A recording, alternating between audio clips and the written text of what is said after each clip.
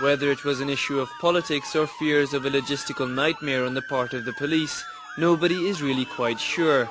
But the convoy, for the first time since it departed from London, found itself deliberately ignoring orders from the authorities.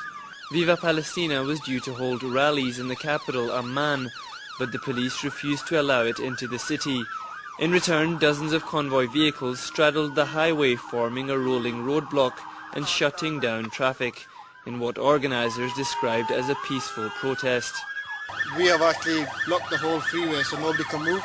So as we stand here, all our vehicles are the sirens on, and we have approximately about 40 vehicles here, and we've blocked off the main road to Amman.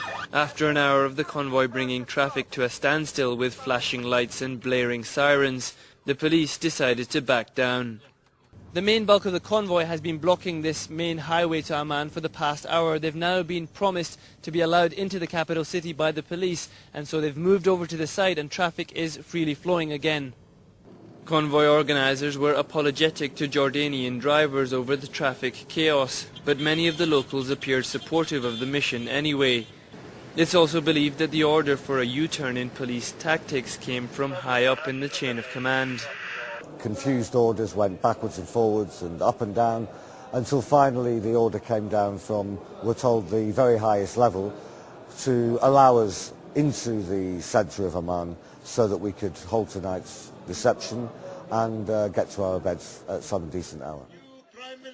George Galloway, founder of Viva Palestina, later thanked the Jordanian authorities for eventually facilitating the convoy's entry into Amman, and made a direct plea to Egyptian President Hosni Mubarak to also open the way for Viva Palestina. I ask him on behalf of our convoy, on behalf of all the people around the world whose hearts are bleeding, whose eyes are weeping for Palestine, to please open your gates for us and allow us to proceed through the gates of Rafah to besieged Palestine. The convoy will now move to the port of Aqaba in the south of Jordan, from where it hopes to take a ferry to Egypt before driving up the Sinai towards the Rafah crossing. If all goes well, it aims to cross into Gaza on the 27th of December.